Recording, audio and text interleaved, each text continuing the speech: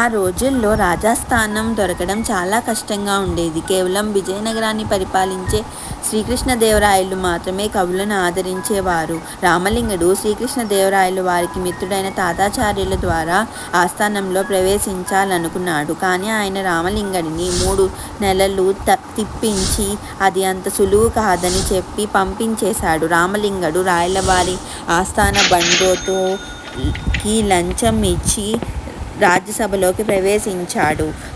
ఆనాడు సభలో ఒక కవి జగత్తు అంతా మిథ్య, మనం కంటికి కనిపించేది అంతా నిజం కాదు, అంతా మాయ అని కవిత చెబుతూ ఉంటాడు. రామలింగడు ప్రవేశించి అంతా మిథ్య అయినప్పుడు మేము ముందు ఆరోపిస్తాము, మీరు మానేయండి అని అంటాడు. దానికి ఆ కవి చిన్నబుచ్చుకుంటాడు.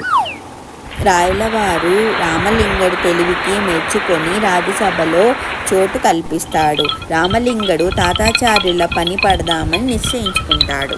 తాతాచార్యుల వారికి పొద్దున్నే నదిలో స్నానం చేసే అలవాటు ఉంది.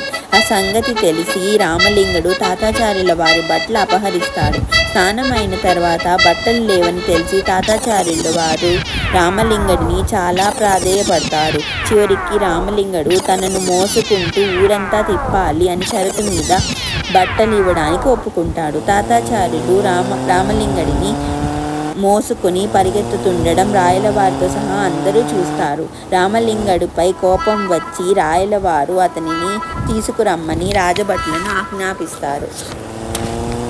వెంటనే రామలింగడు కిందకు దిగి, పొరపాటు అయిపోయింది, మిమ్మల్ని ఇప్పుడు నేను మోస్తాను అంటాడు. రాజభటులు తాతాచార్యుల వారు వీపు మీద ఉండడం చూసి ఆయనను తీసుకొని వెడతారు. తాతాచార్యుల వారిని ఆ స్థితిలో చూసి రాయలవారికి రామలింగడి పైన కోపం మరింత ఎక్కువ అవుతుంది.